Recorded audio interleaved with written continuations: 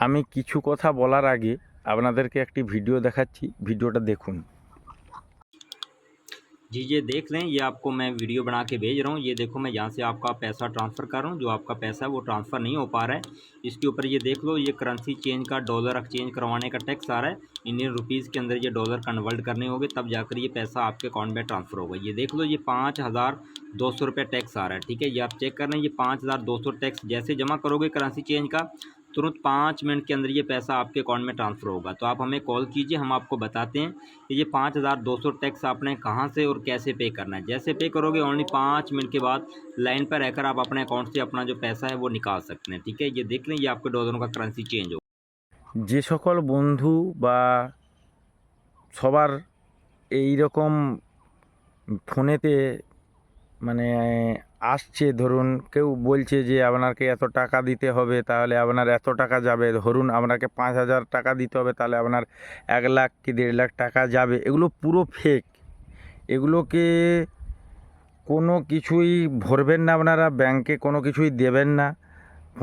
ব্যাংকে আপনাদেরকে হয়তো বলবে যে আপনারা আগে 5,200 টাকা ড্রাফট কাটুন, তারপরে আমরা আপনার 1.5 লাখ টাকা কি 2 লাখ টাকা আছে আপনার ব্যাংকের মাধ্যমে চলে যাবে। এই প্রতারণায় একদম পড়বেন না, কারণ এগুলো পুরোই ফেক।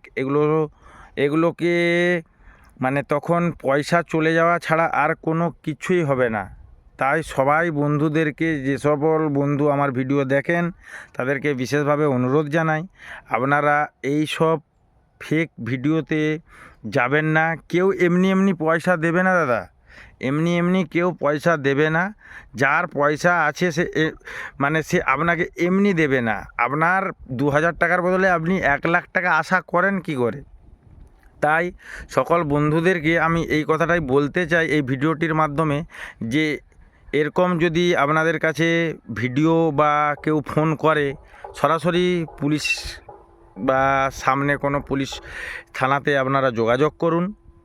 তাই কিন্তু এরকম পয়সা পাঠিয়ে দিয়ে আপনারা নিজেদের মানে পয়সাগুলো নষ্ট করবেন না, এই বললাম।